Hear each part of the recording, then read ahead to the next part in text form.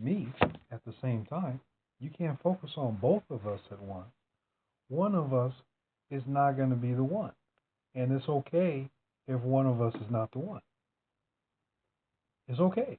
It's okay if one of us is not the one. You're not going to be the one at the end of the day. When I go to sleep and I close my eyes to sleep, am I praying for your safety and your well being? I ought to be. But guess who I'm really praying for? Me. I told you. It's about me, dog. And it's not that it's not about you. I'm telling you that so that you realize that it's about you. In the end, it's going to be about you. Because when it comes down and it's just you, is you got to pay attention to that. But what I'm saying is, you don't be frustrated if I'm paying attention to me and you're paying attention to me too. If you want to pay attention to me, you're more than welcome. But I'm not going to stop and pay attention to you now that you're paying attention to me. And I learned that lesson. I worked for a person, and that's how it was. And it was, I mean, it's on any job, working for someone. It's about them. It's not about you. It's not about you in life, period. It's on that specific job. It's about them. Whoever gave you the job, that's who it's about. And if you are not comfortable being about them, you're not going to keep that job. If you're comfortable being about them, then you keep the job. Guess where this is about? This is about the Lord. It's the Lord here. And I'm comfortable being about the Lord. I have no problem being about the Lord Jesus Christ at all. At all, ever, on any day. But I do have issues with being about other men every day, dog. There's not a day that goes by that I'm like, man, these niggas, man, you know what I'm saying? Like, you love them, but it's not about you, dog. It's the Lord. Now, I'm not saying it's not about you in life. I'm saying that it's the Lord, dog. That's the number one. So that's how it is. Me is all I see, dog. That's how you have to be. You have to be like that. Because if not, you're not going to get your needs met. Doesn't mean you're not kind, polite, confident in yourself, and you interact with others well. That's not what it means. What it means is that you do what's right. That's all it means. What it means is that you do what is right. If you know how to do what's correct, if you know how to do what's right, then that's what you do. But you don't try to come out with these special stars that make you more important because you want to be acknowledged. If you want attention, you need love. That's wonderful. But that's not my focus. Remember the lava. Remember the lava that I explained, the technique is learn which one of those five it is. It's always love. It's always going to come back to love. But which one of those five is the filter you're going through? Which one is it? Is it attention? Is it validation? Is it affection? Is it appreciation? You know, is love, validation, affection, appreciation, and attention. Those are the five. Which one is it in your life? You definitely have one that's standing out, and you got to figure out which one it is. Now, once you realize which one, then you will be able to make a difference and make better headway in your own life. This means that you can even help someone else. Now, can I help you if I don't help myself? No.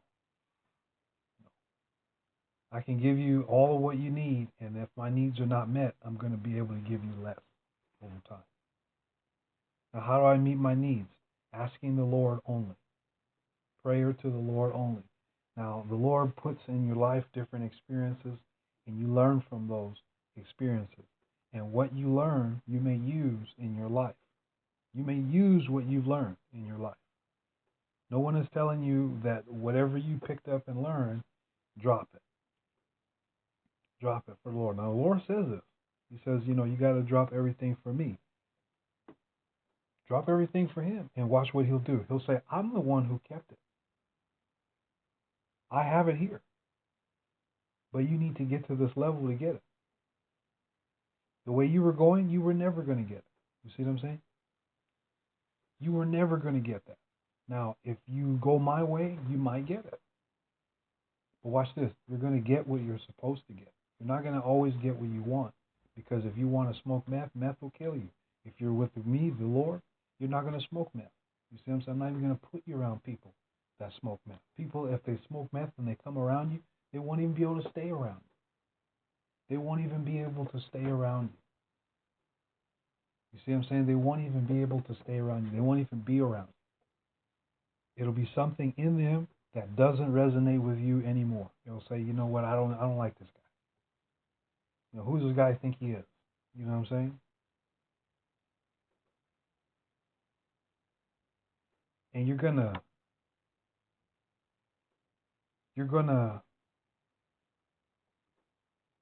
have that in common with lots of people. They're gonna want something that you have, and the way you are is gonna prevent them from stealing it from you. It's gonna prevent them from stealing it from you, from just taking it from you. It's gonna prevent them from doing that. But it doesn't mean that they won't have some influence. They'll be able to do some things, but they will not be able to take away your blessing. And you won't have to fight with them. You know why? Because you're living for the Lord and you're doing it for yourself. You're doing it for Him. You're saying, okay, for my own salvation, me is all I see. I have to go like that. And when you go like that, the Lord will respond. He'll say, well, you know, it's about me. And you say, okay, well, Lord, what do I do? What do I do to make sure that it's about you? Because it's about me. And he'll say, well, this is the reason why it's about me. Because I got to do all this. You have to do that. That's very important to you. I understand that. But over here, it's 11 children that need to find a way to eat food. So if you pray for me, I can help those kids. Because I need to know that other people in the world want to see these kids eat, not just me. Me, it's very important, and that's all we need. But if you care also, if you care about the kids also, then I know what I must do. Must help these kids to eat. But you got to be about you first so that you realize why it's important to care about other people. If you care about everyone else first, all you're going to do is get mad. Because they're going to care about themselves and you're going to care about them. You're going to feel like a sucker. You're going to feel like a loser. You're going to say, why am I losing when I could be winning? But then you realize that winning only means you're going to get more things. You get a nicer house. I'll never forget this. I went out to visit someone, or my uncle was doing a job. And we went out very, very, very, very far. And this person had a great big old house, but it was so far away from anything ever. It was so far away from everything. And I said, wow, gee, golly gumdrop. Would I not ever want to be this person or envy them at all? Not that they don't have wonderful things. They have beautiful, wonderful homes. But I don't envy them at all. Because they had to move so far away from everything that they knew and loved just to say they had something. You see what I'm saying? Is that important to you? No. That's not important to me, dog. I'm not concerned about uprooting because I want a bigger house. The Lord has promised me a house, a car, and a family here. Not, 100 miles away, right here, dog. You're born right there. You live right there. Your church is right here. That's it for you. Part two, the kids. Kids get here, it's different with them. Daddy and mommy's right here. Your ass, you know what I'm saying? Wherever you go. You know what I'm saying? That's your choice. But this is where it started for me. And you too, if you're born at this hospital, this is where it starts. $9 million was donated and is donated by me to the hospital. I donate $9 million to the hospital to keep them from ever going bankrupt. It's a $9 million trust that says if anything ever happens to where the money is low or whatever, this hospital will remain open regardless. This hospital will never close. It'll just get better. It'll be a public government-run facility. We will buy the hospital. You know what I'm saying? I will buy the hospital from the city. I will buy it. or whoever owns a hospital, I will buy it. I will buy the hospital from them, and everything will continue.